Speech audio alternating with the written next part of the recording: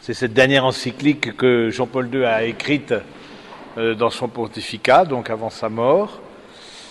Et c'est une encyclique qui est très riche, qui fait le lien entre l'Eucharistie et l'Église. Et je me suis dit, c'est peut-être en son temps, je ne suis pas sûr que vous ayez eu l'occasion de la travailler, cette encyclique. Vous savez, une encyclique, c'est quelque chose qui fait partie du magistère d'un pape, et donc du coup de l'enseignement du trésor aussi qu'il veut nous léguer. Donc je pensais tout simplement méditer avec vous à partir de ce texte, qui est quand même assez dense, peut-être un peu théologique à certains moments, on verra, pour rentrer dans le mystère du jour, justement, rentrer dans ce mystère de l'Eucharistie. La nuit même où il était livré, le Seigneur Jésus institua le sacrifice eucharistique de son corps et de son sang. Les paroles de l'apôtre Paul nous ramènent aux circonstances dramatiques dans lesquelles est née l'Eucharistie, qui est marquée de manière indélébile par l'événement de la passion et de la mort du Seigneur. Elle n'en constitue pas seulement l'évocation, mais encore la représentation sacramentelle. Alors, je trouve que c'est intéressant de voir qu'au fond, d'abord, c'est le mystère de notre foi qui se joue là, mais c'est un mystère de notre foi qui doit, d'une manière ou d'une autre, se rattacher à notre foi à Jésus crucifié. Parce que vous le savez, le Père Samuel nous l'a exposé tout à l'heure, en même temps que quelques principes de BTP, donc on a pu bénéficier de cet apprentissage de comment faire un pont, etc., c'est très bien. Et donc du coup, c'est intéressant de voir que, au fond, notre foi, elle est mise à mal bien souvent par le mystère de la croix. Et je trouve que le Saint-Père, justement, relie tout de suite, comme le fait la tradition de l'Église, en disant, voilà, ce mystère de l'Eucharistie, il est né dans des conditions difficiles, il est né dans des conditions douloureuses, il est né dans des conditions même dramatiques, la passion et la mort de Jésus. Et je crois que de ce point de vue-là, c'est pour nous aussi l'invitation à savoir que l'Eucharistie est là pour nous soutenir dans les épreuves. C'est ce que l'on appelle le pain d'effort. C'est aussi une autre manière de dire l'Eucharistie, le pain d'effort. Et donc du coup de demander à Jésus aussi que, au milieu des épreuves, qu'on puisse avoir cette humilité, cette sagesse, de nous tourner vers l'Eucharistie, de communier, parce qu'on le sait bien, la communion c'est le cœur même, le centre même de l'Eucharistie. Alors je continue un peu à méditer là-dessus. C'est le sacrifice de la croix qui se perpétue au long des siècles.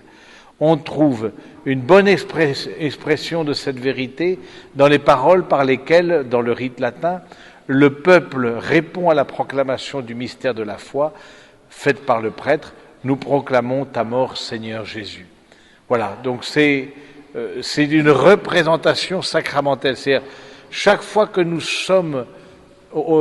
célébrons l'Eucharistie, nous participons comme laïcs ou comme prêtres à l'Eucharistie, eh bien, à chaque fois, nous sommes au pied de la croix. Et chaque fois aussi, on peut retrouver dans cette communion avec Jésus crucifié, eh bien, on peut retrouver une véritable force, un véritable soutien, sachant que lui aussi vient communier à nos difficultés, à nos souffrances. Et donc c'est cette représentation, c'est-à-dire que de façon sacramentelle, bien sûr, on n'est pas au pied de la croix comme on le voit pour ceux qui l'ont vu dans le film de la Passion de Mel Gibson, où on voit la passion du Christ avec toutes les horreurs sanglantes, etc., que ça représentait. Mais on est dans cette représentation sacramentelle. Et c'est aussi l'invitation à travailler un peu sur le sacrement, de dire un sacrement, c'est justement ce signe visible de quelque chose d'invisible. Et le sacrement est toujours un sacrement de la foi.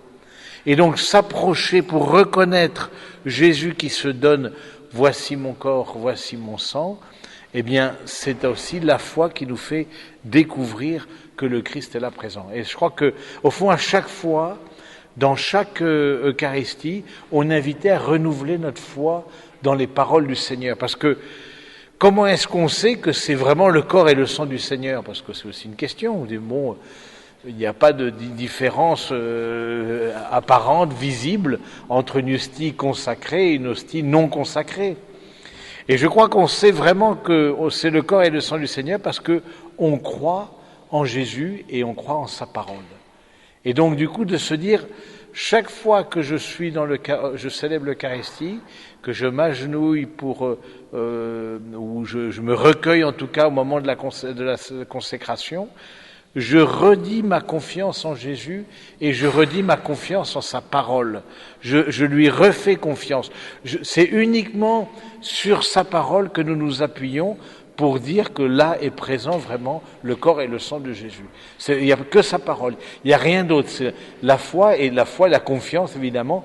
Hein, c'est un peu comme dans cette pêche miraculeuse, hein, où vous vous rappelez, hein, sur ta parole nous jetterons les filets. Eh bien, là, ce n'est pas sur jeter les filets, c'est-à-dire dans le sens de l'évangélisation, mais c'est sur ta parole, Seigneur, que je crois que tu es là présent au cœur même de ce sacrement de l'Eucharistie.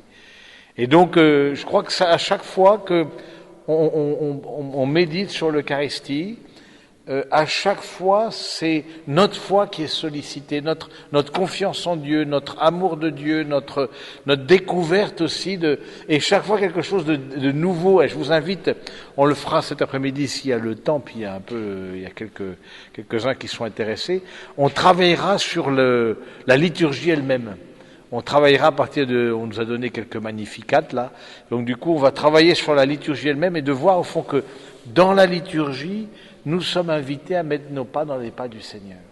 Alors voilà, je trouve ça beau de dire que nous proclamons ta mort, Seigneur Jésus, nous célébrons ta résurrection, nous attendons ta venue jusque dans la gloire, c'est ce que la proclamation qui est faite par le peuple de Dieu. Mais voilà, nous sommes à chaque messe au pied de la croix. Nous sommes à chaque messe au pied de la croix. Et ça nous aide donc à vivre nos croix quotidiennes, mais aussi ça nous aide et ça nous soutient dans l'espérance. Parce que si nous sommes au pied de la croix, nous sommes aussi au cœur même du mystère de la résurrection. Et le sacrement de l'Eucharistie, c'est un sacrement qui nous conduit à l'espérance. Nous savons que dans chaque Eucharistie, Jésus nous redonne la force en communion, nous redonne la force d'être vainqueur du péché et de la mort. C'est pas simplement une représentation du passé. Le sacrement qu'on dit, le Père Samuel a parlé, en plus de cette évocation matérielle, mais a parlé du mémorial. Le mémorial, c'est pas une simple évocation du passé.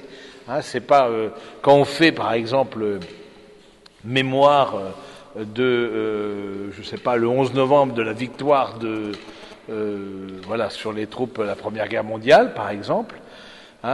C'est pas à nouveau le traité de Versailles qui est signé. On fait mémoire, mais comme quelque chose qui est dans le passé et qui reste dans le passé. Alors que quand on fait mémoire dans la liturgie, c'est tout à fait autre chose. Quand on fait mémoire, c'est que, bien sûr, c'est un événement qui a eu lieu il y a 2000 ans, mais nous faisons mémoire comme quelque chose qui est présent actuellement. C'est ce que dit le Saint-Père. Ça représente, c'est-à-dire ça rend présent, effectivement, la passion, la mort et la résurrection de Jésus. Et ça dans chaque sacrement. Je trouve ça très fort, mais en particulier dans l'Eucharistie, parce que c'est le mémorial, l'Eucharistie. Et déjà dans la Pâque juive, il faisait mémoire justement de cet exode, de la Pâque que le Seigneur les avait conduits à travers la mer Rouge, etc., pour être soutenus dans l'espérance. C'est important parce que on ne vient pas de rien. C'est pas tabula rasa. On ne fait pas table rase du passé. Au contraire, le fait de s'inscrire dans une tradition, ça nous soutient dans l'espérance. Parce que nous faisons mémoire des merveilles du Seigneur, bien sûr pour au moment de l'Eucharistie et au moment de la Passion, et de voir comment Jésus s'est donné son corps dans l'Eucharistie pour le donner ensuite vraiment sur la croix, mais aussi pour ressusciter avec nous. Et je pense que cette résurrection de Jésus, eh bien, elle nous comble d'espérance, elle nous donne une joie. Et je crois que c'est pour ça que c'est important d'aller à la messe ce dimanche, parce que même si c'est parfois difficile de se lever un peu tôt le matin ou quoi, mais parce que justement on est soutenu dans l'espérance, on est soutenu dans cette dynamique de résurrection, alors que livré à nos propres forces, voilà, on voit bien que voilà, on vaut pas grand-chose, hein, livré à nos propres forces, ben c'est souvent livré au découragement. Et donc, quand le Saint-Père dit, voilà, c'est une représentation sacramentelle, dans chaque Eucharistie, qu'elle soit solennelle, comme on vient de la célébrer aujourd'hui, qu'elle soit dans une église de campagne, etc., c'est exactement la même chose. Eh bien, nous communions à la passion, à la mort, à la résurrection de Jésus. C'est-à-dire que nous communions à l'espérance que le Christ nous donne. Et ça, je trouve que c'est quelque chose, parce que souvent on peut se demander mais pourquoi, ou peut-être pas vous parce que vous êtes plutôt favorable au club, j'allais dire, donc vous êtes plutôt inscrit dans l'église et puis j'ai l'impression, voilà, avec une certaine foi, mais certains se posent la question mais pourquoi au fond aller à la messe le dimanche, hein, et c'est vrai que on peut se poser la question parce qu'on voit pas forcément, on n'est pas toujours transcendé déjà par la prédication, on n'est pas non plus transcendé par la liturgie. Bon, c'est parfois très pauvre dans nos paroisses aussi, hein, faut le dire. Mais je crois qu'il y a quelque chose qui se joue de bien plus profond, c'est que d'Eucharistie en Eucharistie, de communion en communion, on fortifie notre foi, notre espérance, notre charité. Et je crois que pour avoir accompagné des personnes qui, au contraire, ont abandonné la pratique. Alors, au début, on ne s'en rend pas compte. Si vous voulez, au début, ça, bon, on a un peu une culpabilité, etc., mais c'est au bout de certain nombre de mois, un certain nombre de temps où on abandonne la pratique, où on voit au fond, on n'a plus ce lieu d'intimité, on n'a plus ce lieu de recueillement, on n'a plus ce lieu pour refaire nos forces spirituelles. Et je crois que c'est vrai que ça demande un acte de foi régulier, mais en même temps qu'on voit ceux qui ont abandonné la pratique et qui, voilà, bon, ils n'ont pas tué père et mère bien sûr, mais ils disent eux-mêmes combien, et parce qu'ils y retournent après, combien ce temps de la messe du dimanche où on célèbre la résurrection du Seigneur, eh bien c'est un temps qui les construit, c'est un temps qui les unifie aussi. Alors je vous propose de continuer à méditer sur le texte, le deuxième paragraphe. L'Église a reçu l'Eucharistie du Christ, son Seigneur, non comme un don pour précieux qu'il soit parmi bien d'autres, mais comme le don par excellence. Car il est le don de lui-même, de sa personne, de sa sainte humanité et de son œuvre de salut. Celle-ci ne reste pas enfermée dans le passé, puisque tout ce que le Christ est et ce qu'il a fait et souffert pour tous les hommes participe de l'éternité divine et surplombe ainsi tous les temps.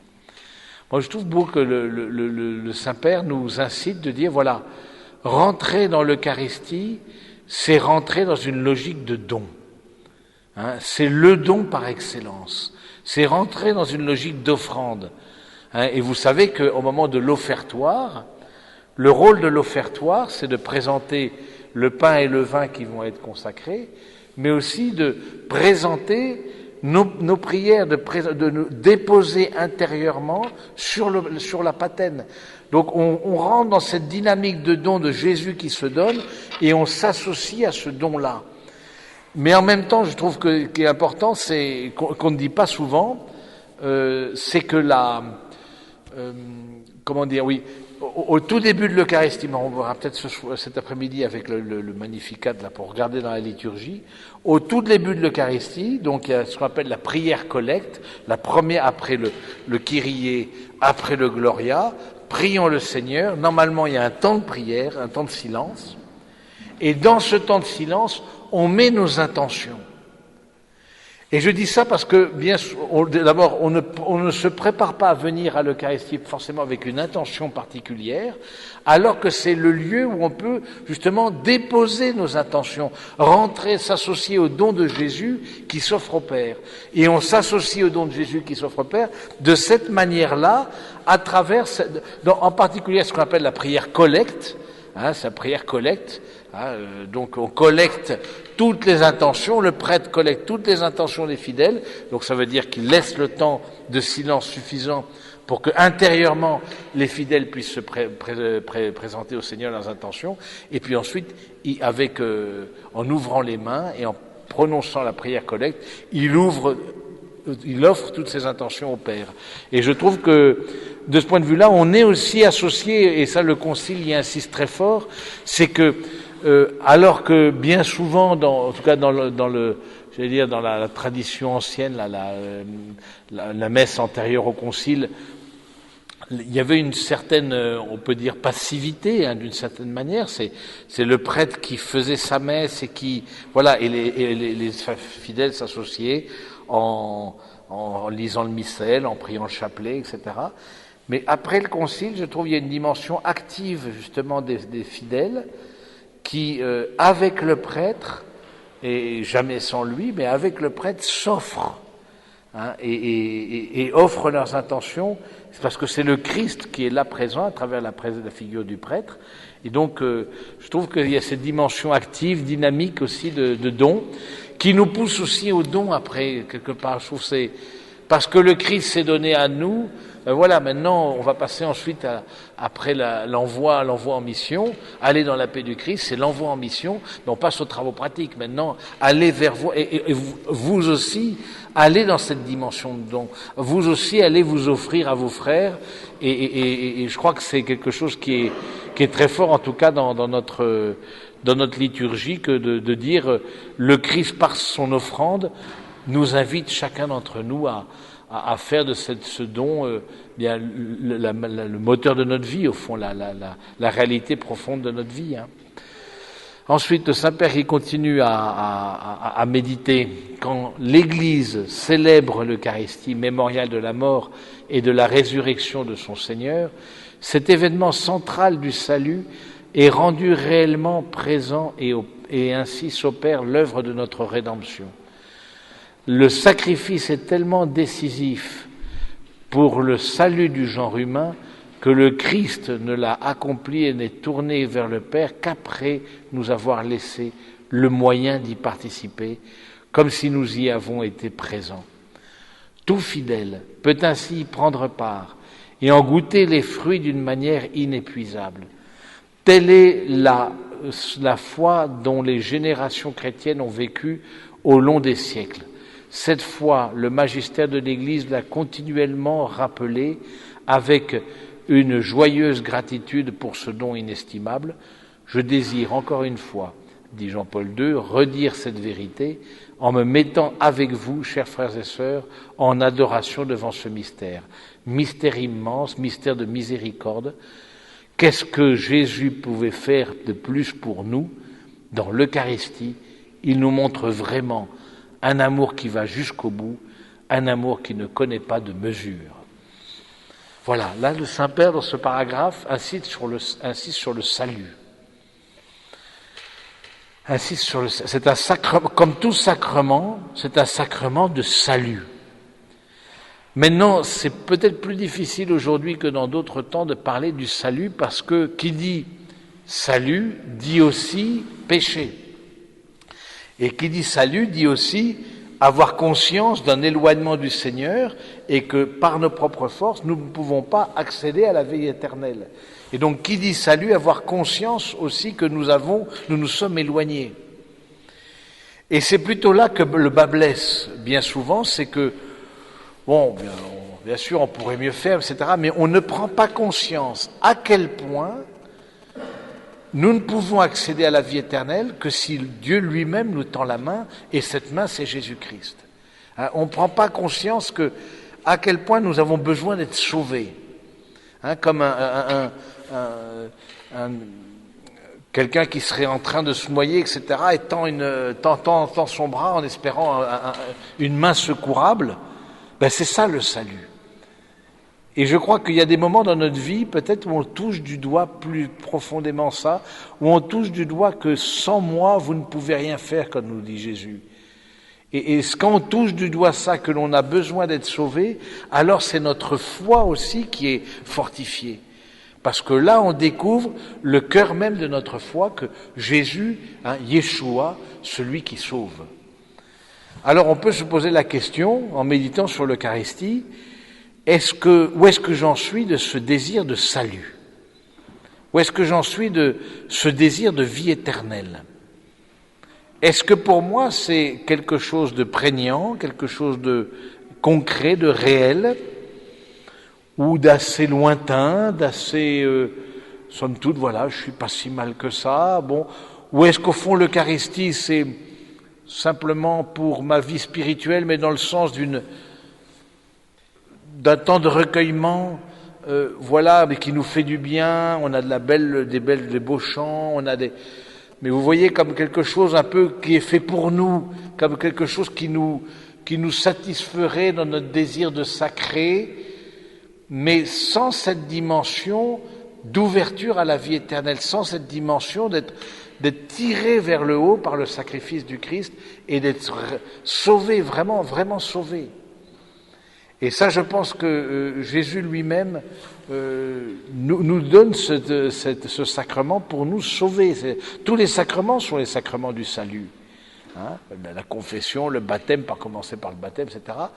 Mais je crois que, attention de ne pas voir l'Eucharistie comme en consommateur, quelque part, comme une autosatisfaction, voilà, parce que ça me fait du bien, parce que tel père parle bien, parce qu'il y a tel chant, vous voyez, et du coup on viendrait à l'Eucharistie dans un désir d'émotion sacrée.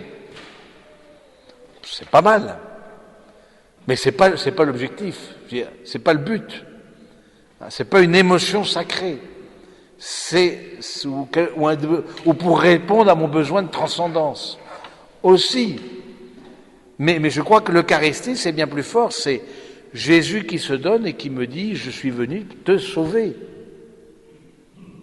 Et là, peut-être il faut remettre les pendules, j'allais dire, à l'heure de ce point de vue-là, parce que parfois on sent une certaine dérive justement vers une certaine consommation, une certaine fait d'être peut-être auto-centré, alors que contrairement à ça, l'Eucharistie nous invite à nous centrer vers Dieu et à lui demander le salut. Alors voilà, je crois que c'est bien que le Saint-Père, il nous redise tout simplement ce qui fait la tradition de l'Église. Hein.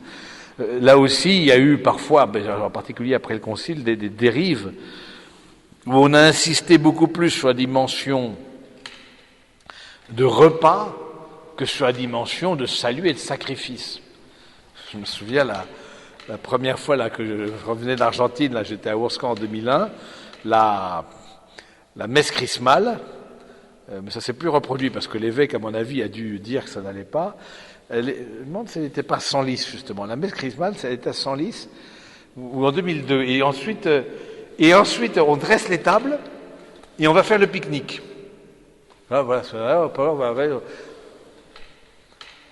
Voilà, l'idée, c'était de dire le repas que nous partageons, c'est le repas du Seigneur. Donc voilà, entre la poire et le fromage, c'est le cas de le dire. Voilà, donc on est aussi. Bon, évidemment, ça s'est pas reproduit. À mon avis, c'est pas prêt de se reproduire parce que c'est mal comprendre. Oui, alors il y a cette idée de fraternité dans l'Eucharistie. Donnez-vous la paix du Christ. Il y a que deux lieux où on salue quelqu'un qu'on ne connaît pas, c'est au stade et à la messe. C'est les deux lieux où on salue quelqu'un, je sais pas si vous avez été au stade, où on s'embrasse, qu'on gagne, on connaît personne, etc., mais on se prend dans les bras, etc., c'est formidable. Et à la messe, voilà, bon, c'est plus, on se prend moins dans les bras, bon, en tout cas, c'est plus sobre. Mais bon, c'est intéressant de se dire que bien sûr, il y a des dimensions de repas, de fraternité, mais de cette dimension de fraternité, elle s'enracine dans cette transcendance, dans ce Dieu qui se donne et qui est le Père de tous, parce que c'est pour ça qu'on est frères entre nous. Parce qu'il nous donne accès à nouveau à cette communion avec le Père. Et ça, je crois que maintenant on voit que ça quand même, ça évolue et que les choses changent, je trouve, dans le bon sens de ce point de vue-là. Mais oui, le fait que ce soit un repas n'enlève pas du tout cette dimension sacrificielle et cette dimension de salut. Ensuite, le numéro 12, vous savez pas que les encycliques, c'est par numéro. Quelles que soient les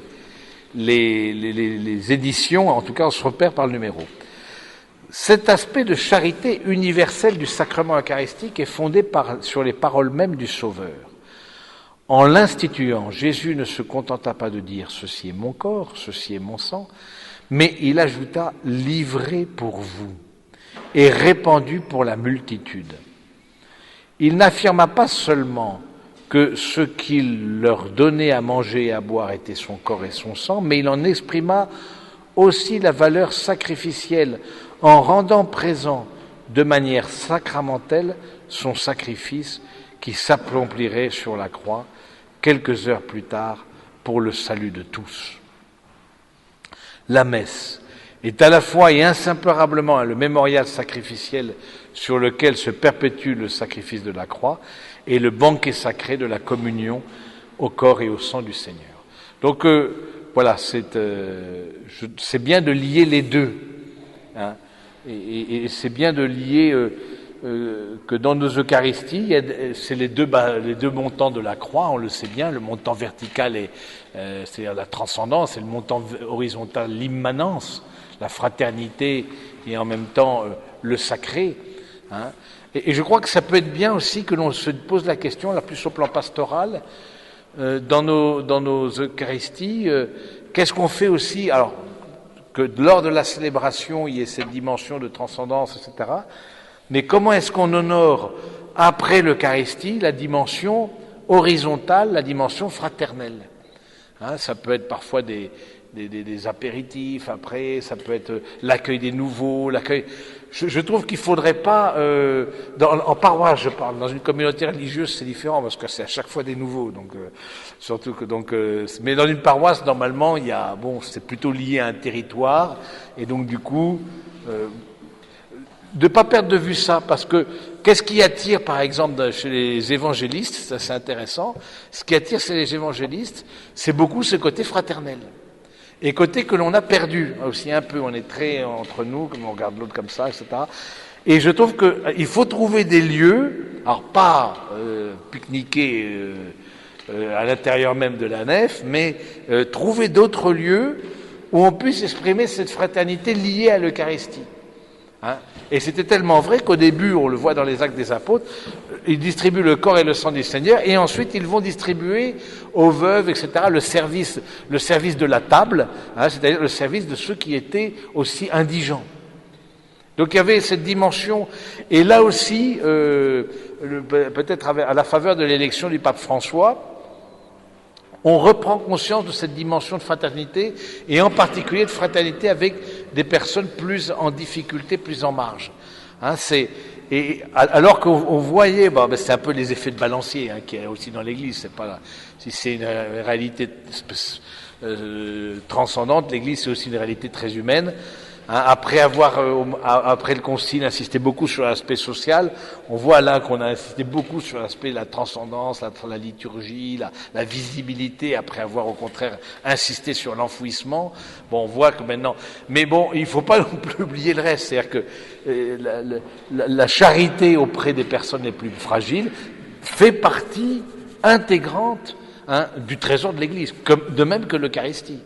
Donc, comment lier dans nos communautés paroissiales les deux, trouver une manière intelligente de faire, il y a des manières de faire, voir ce qui se passe ailleurs aussi, hein, pour accueillir, pour être chaleureux, pour, voilà, donc dans la pauvreté de nos communautés, hein, parce que c'est bien, j'ai bien conscience que malgré la bonne volonté de chacun, c'est quand même c'est aussi très pauvre aussi, mais voilà, je pense que il y a des tas de moyens aussi de sceller aussi cette fraternité, de faire cette dimension de repas lors de nos Eucharisties, ou à l'issue, ou antérieurement, L'Église vit continuellement du sacrifice rédempteur. Elle y accède non seulement par un simple souvenir plein de foi, mais aussi par un contact actuel. Car ce sacrifice se rend présent, se perpétuant sacramentellement, dans chaque communauté qui l'offre par les mains du ministre consacré.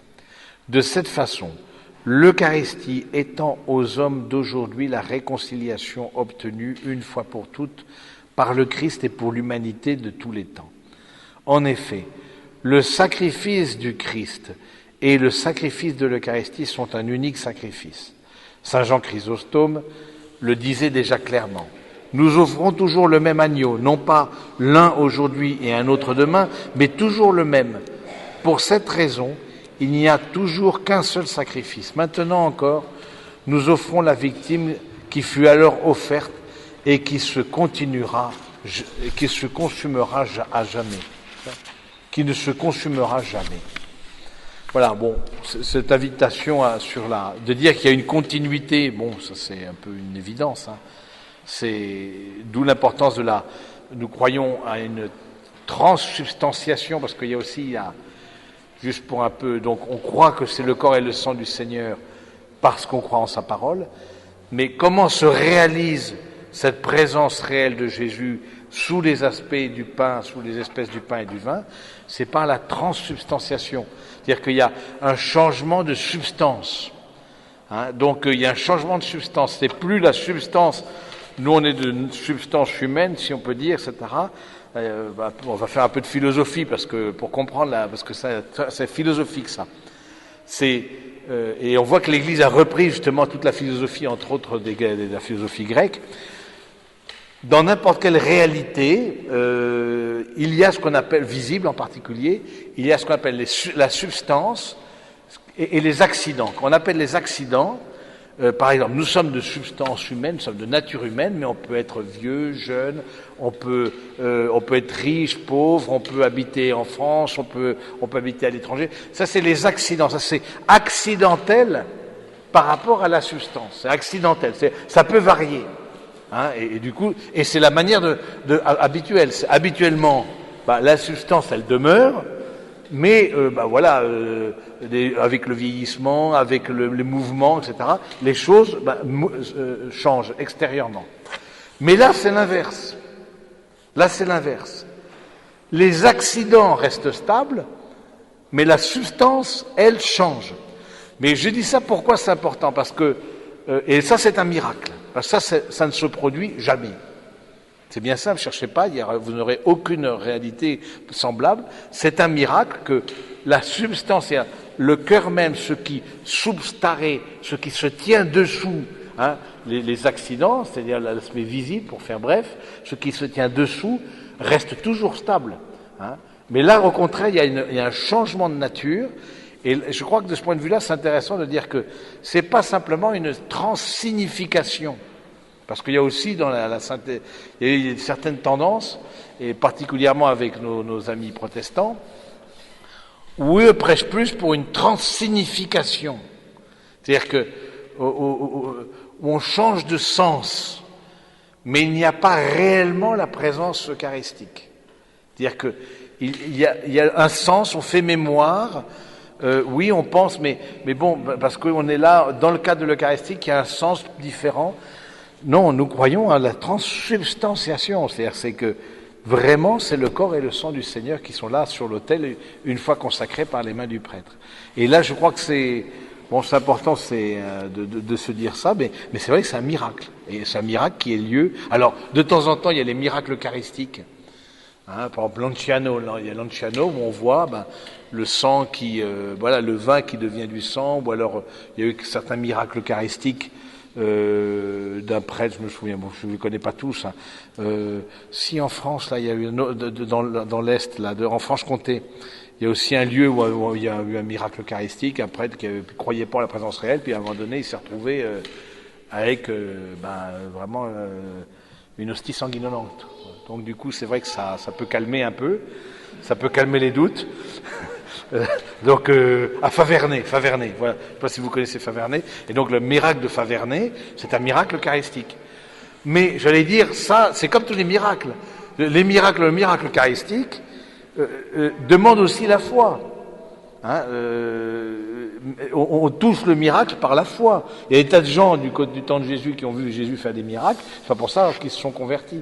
Mais il y a des miracles eucharistiques, comme pour nous aider aussi à soutenir notre foi, de dire voilà, que ce soit à l'Anciano où justement le sang, le vin consacré est devenu du sang, ou alors à Faverney, ou voilà, il y a des lieux où on touche un peu plus, où le Seigneur se révèle, mais bon, c'est pas l'habituel, quoi. Il faut pas être après les miracles, et puis et ça nous arrivera peut-être jamais dans notre vie.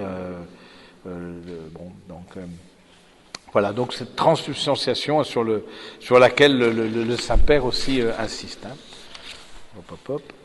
La messe rend présent le sacrifice de la croix, elle n'y ajoute rien et ne le multiplie pas, bon d'accord.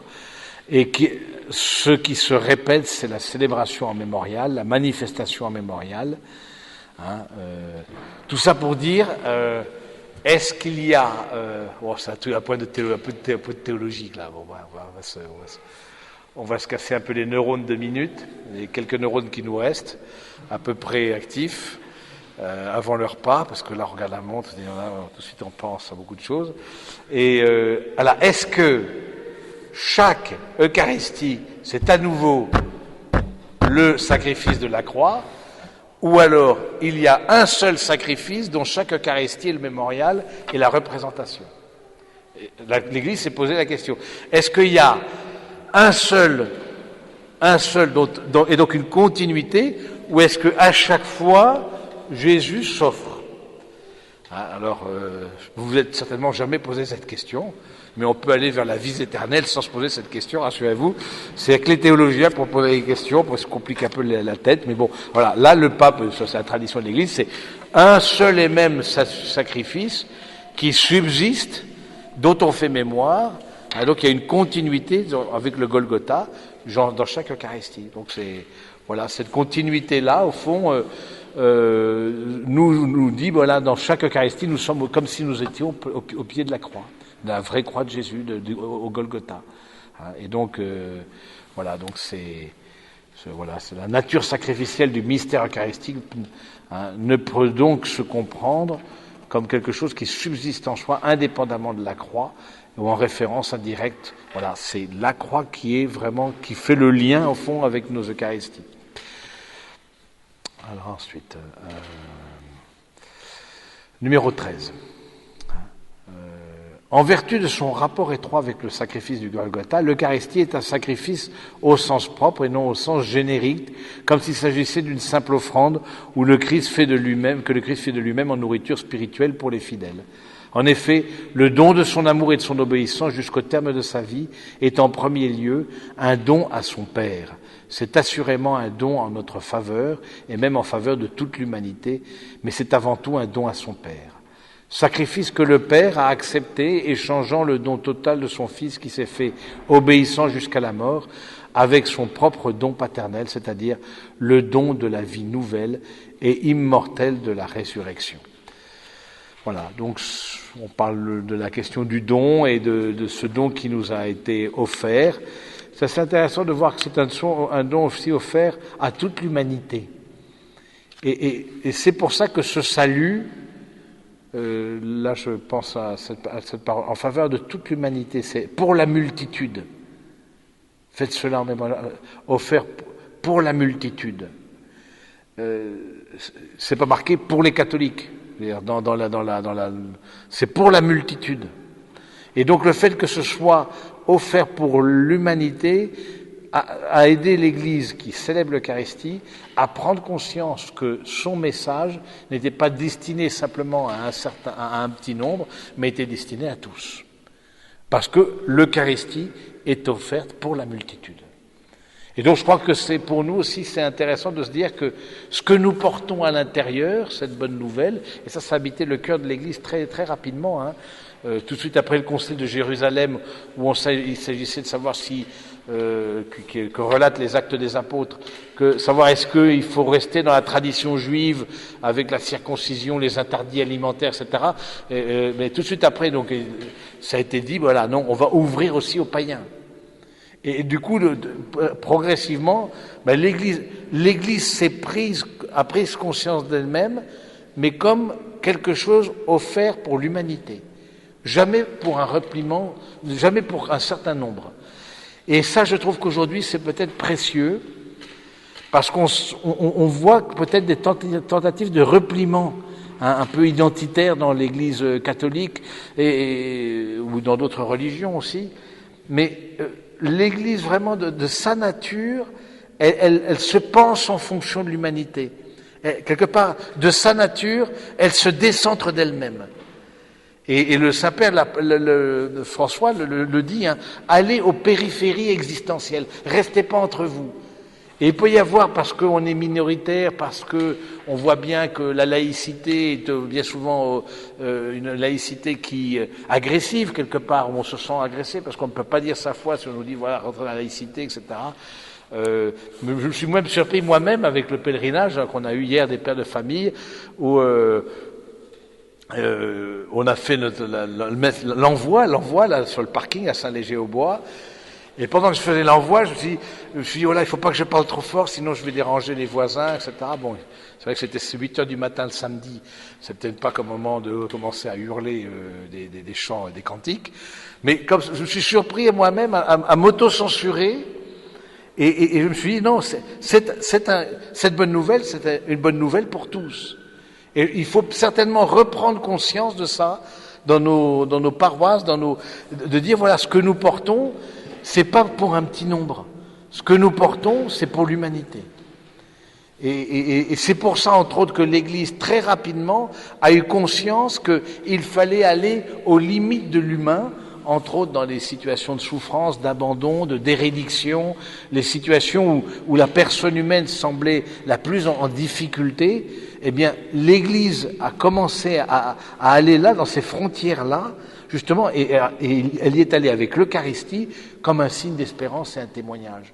Et je trouve qu'aujourd'hui, il faut certainement, en tout cas en France, retrouver à la fois cette dimension sociale, mais aussi cette dimension d'annonce. On est avec l'évangélisation, la nouvelle évangélisation qui a habité très fort le pape Benoît d'une certaine manière, mais aussi le pape François, parce que en disant, voilà, il a des paroles très fortes, il dit aux prêtres, vous n'êtes pas des gardiens de musée. Vous n'êtes pas des gardiens de musée, c'est-à-dire, restez pas dans vos églises séculaires, etc. Allez dans les paroisses, allez dans les périphéries.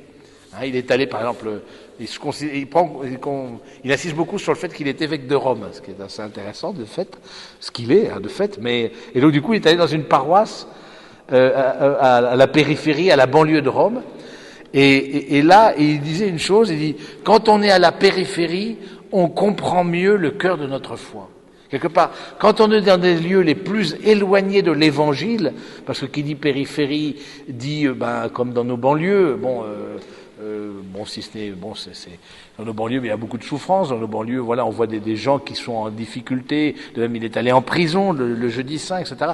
C'est des périphéries existentielles aussi. Hein, et donc, parce que là, du coup, on comprend d'abord le salut, l'importance du salut. Moi, je vous assure, que 10 ans d'aumônier de prison m'ont fait comprendre l'importance du salut. Et puis ensuite, c'est là où on comprend quelque part quelque chose pour soi. C'est-à-dire que je découvre, à travers ces lieux périphériques, ces lieux marginaux, ces lieux frontières, je découvre au fond la pertinence de l'Évangile. Je découvre la pertinence de l'Évangile. Hein, et je découvre la pertinence de l'Eucharistie, comme une présence dans ces lieux de solitude, par exemple. Et donc, je trouve que c'est intéressant de dire en faveur de toute l'humanité. C'est en faveur de toute l'humanité. Attention à ces raidissements, hein, parce qu'on voit bien qu'on est dans une période charnière. Là, on voit que il y a tout un monde qui s'effrite, qui s'effondre derrière nous, et le monde à venir n'est pas clair. Et on le voit au plan familial, on le voit, ou alors il est parfois trop clair et on n'y adhère pas. On se dit non, c'est pas de ce monde-là que je veux. Et on voit que il y a Michel Serres, qui est un philosophe, qui a dit on est certainement à la période assez semblable à la Renaissance. Hein, il y a de ces périodes comme ça charnières.